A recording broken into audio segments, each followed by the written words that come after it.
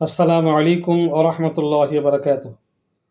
আজকে আমরা একটি হাদিসের বাংলা অনুবাদ শুনব, যে হাদিসে মহানবী সাল্লাল্লাহু আলাইহি ওয়াসাল্লাম 10টি নসিহত করেছেন।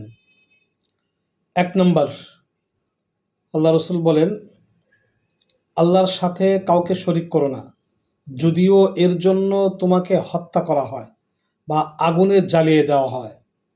পূর্ববর্তী অনেক মানুষকে আগুনে জ্বালিয়ে দেওয়া হয়েছে, হত্যা করা হয়েছে, তারপরেও তারা ঈমান পরিত্যাগ করে নাই, আল্লাহর সাথে কাউকে শরীক করে নাই বা কাউকে প্রভু হিসেবে মেনে নেয় নাই।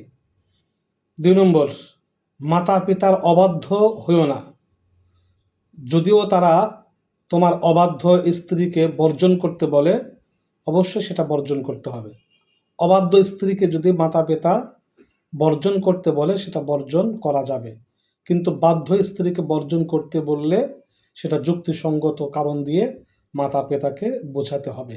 3 নম্বর, কোনো ফরজ নামাজ কখনো ত্যাগ করবে না, কেননা যে ব্যক্তি ইচ্ছাকৃত ফরজ নামাজ ত্যাগ করে সে আল্লাহ তাআলার হেফাজত থেকে বঞ্চিত হয়। 4 নম্বর, মদ পান করবে না, কেননা তা সকল অশ্লীলতা, লজ্জাহীনতা ও কুকর্মের উৎস। তাই মদ বা নেশা জাতীয় বস্তু কখনো পান করা যাবে না। 5 নাম্বার, আল্লাহর অবাধ্য হয়েও না, আল্লাহর অবাধ্য হওয়া থেকে বিরত থাকো, কেননা এতে আল্লাহর ক্রোধ ও অসন্তোষ নেমে আসবে বা গজব আসতে পারে। 6 নম্বর, শত্রু সৈন্যর মোকাবেলায় পৃষ্ঠ প্রদর্শন করো না, যদিও তোমার বাহিনীর সকল সৈন্য ধ্বংস হয়ে যায়, তারপরে পালিয়ে যেও না। 7 নম্বর, যখন ব্যাপক মহামারী দেখা দেয় তখন সে জায়গা থেকে পালিয়ে যেও না। 8 নম্বর, সাধ্য ও মর্যাদা অনুযায়ী পরিবার পরিজনের জন্য ব্যয় করো। পরিবারের জন্য আল্লাহ রাসূল ব্যয় করতে বলেছেন, কৃপণতা করতে নিষেধ করেছেন। 9 নম্বর, নিজ পরিজনদের তরবিয়ত দানে লাঠি ত্যাগ করো না। এর উদ্দেশ্য এই না যে সবসময় লাঠি নিয়ে বসে থাকতে হবে, বরং যে পরিবার পরিজনকে সুশাসন শিক্ষা দেওয়া, নামাজের তালিম দেওয়া। যদি সুশাসন মেনে না নেয় বা তারা নামাজ কালাম না পড়ে, তাহলে হালকা আঘাত করা যাবে, তাও মুখে না। মুখে মানুষকে বা কোনো প্রাণীকে মুখে আঘাত করা নিষেধ করা হয়েছে।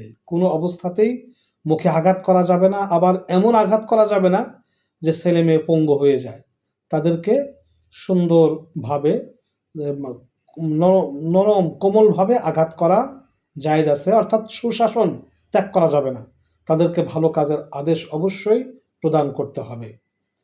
10 নম্বর, আল্লাহর ব্যাপারে পরিবারের লোকদের সদা সচেতন ও ভীত রাখবে, যে পরকালে হিসাব দিতে হবে, আমাদেরকে মৃত্যুবরণ করতে হবে, মৃত্যুর আগে সম্ভব হলে পরিবারের লোকজনকে ওসিয়ত করে যেতে হবে যে নামাজের উপর কায়েম থাকবে, আল্লাহর সাথে কাউকে শরীক করবে না, ইত্যাদি ওসিয়ত করে যাবে।